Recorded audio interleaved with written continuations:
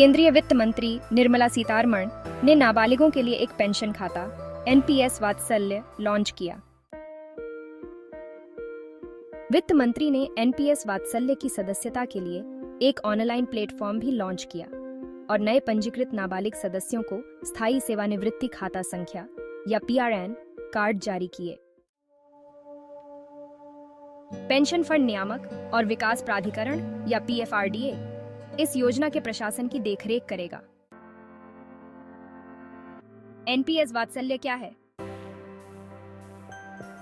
NPS वात्सल्य माता-पिता को पेंशन खाते में निवेश करके अपने बच्चों के भविष्य के लिए बचत करने और चक्रवृद्धि की शक्ति के साथ दीर्घकालिक धन सुनिश्चित करने की अनुमति देगा। इस रास्ते से माता-पिता या अभिभावक अपने बच्चों के लिए रिटायरमेंट फंड बना सकते हैं, उनके बचपन से लेकर 18 वर्ष की आयु तक। खाता नाबालिग के नाम पर खोला जाता है और अभिभावक द्वारा संचालित किया जाता है और नाबालिग ही इसका एकमात्र लाभार्थी होता है।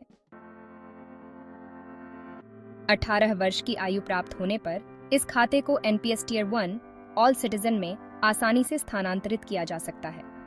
ओन टू चॉइस या एक्टिव चॉइस के माध्यम से निवेश करने की सभी सुविधाओं का भी उपयोग किया जा सकता है। जल्दी निवेश को प्रोत्साहित करके और एक संरचित बचत योजना प्रदान करके एनपीएस वात्सल्य का उद्देश्य युवा व्यक्तियों के लिए एक मजबूत वित्तीय नींव बनाना है।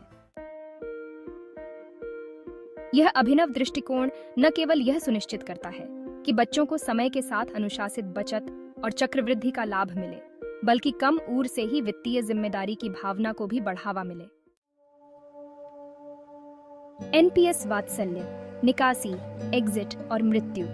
सेंट्रल बैंक ऑफ इंडिया की वेबसाइट के अनुसार 3 साल की लॉक इन अवधि के बाद शिक्षा, निर्दिष्ट बीमारी और विकलांगता के लिए 25% तक की निकासी की अनुमति है। ऐसा अधिकतम 3 बार किया जा सकता है। 18 वर्ष की आयु प्राप्त होने पर एनपीएस टियर आई ऑल सिटीजन में एक सहज बदलाव होता है। 18 वर्ष की आयु प्राप्त होने पर एग्जिट की अनुमति है। यदि कॉर्पस 2.5 लाख रुपए से अधिक है तो 80% कॉर्पस का उपयोग एन्युटी खरीदने के लिए किया जाता है और 20% एक मुश्त राशि के रूप में निकाला जा सकता है। यदि कॉर्पस 2.5 लाख रुपए से कम या उसके बराबर है तो पूरे कॉर्पस को एक मुश्त राशि के रूप में निकाला जा सकता है। मृत्यु होने पर पूरा कॉर्पस अभिभावक को वापस कर दिया जाएगा। एनपीएस वात्सल्य की मुख्य विशेषताएं। सेंट्रल बैंक ऑफ इंडिया की वेबसाइट के अनुसार यह योजना पीएफआरडीए द्वारा विनियमित और प्रशासित एक बचत सह पेंशन योजना है।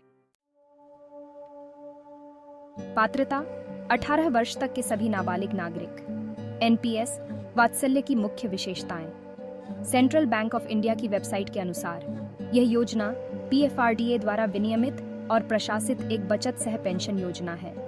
पात्रता 18 वर्ष तक के सभी नाबालिग नागरिक। संचालन खाता नाबालिग के नाम पर खोला जाता है और अभिभावक द्वारा संचालित किया जाता है। नाबालिग ही इसका एकमात्र लाभार्थी होगा। खाता कहां खोलें? खैर, एनपीएस वात्सल्य खाता पॉइंट्स ऑफ प्रेजेंस या पीओप्स के माध्यम से खोला जा सकता है, जिसमें प्रमुख बैंक शामिल हैं, इंडिया पोस्ट, पेंशन फंड इत्यादि। साथ ही ऑनलाइन प्लेटफॉर्म ईएनपीएस का सुविधाजनक विकल्प भी है। अब आईसीआईसी बैंक की प्रेस विज्ञप्ति के अनुसार वात्सल्य एनपीएस खाते के प्रमुख गुणों के बारे में बात करते हैं।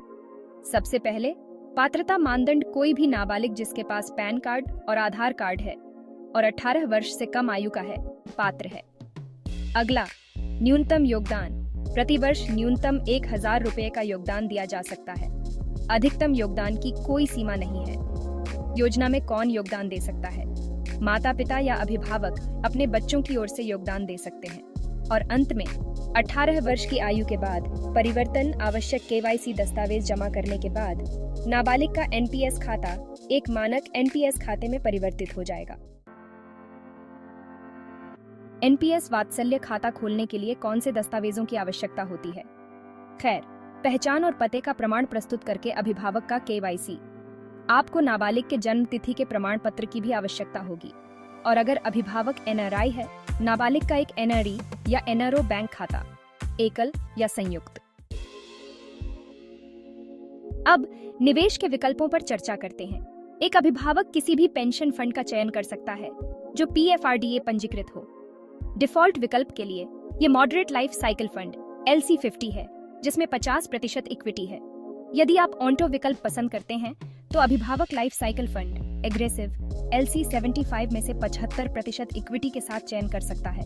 मॉडरेट LC50 50% इक्विटी के साथ या कंजर्वेटिव LC25 25% इक्विटी के साथ। उन लोगों के लिए जो अधिक नियंत्रण चाहते हैं उनके लिए एक्टिव चॉइस है, जहां अभिभावक सक्रिय रूप से इक्विटी में फंड के आवंटन का फैसला करते हैं। 75% तक, कॉर्पोरेट डेट 100% तक, सरकारी प्रतिभूतियां 100% तक और वैकल्पिक संपत्ति 5%।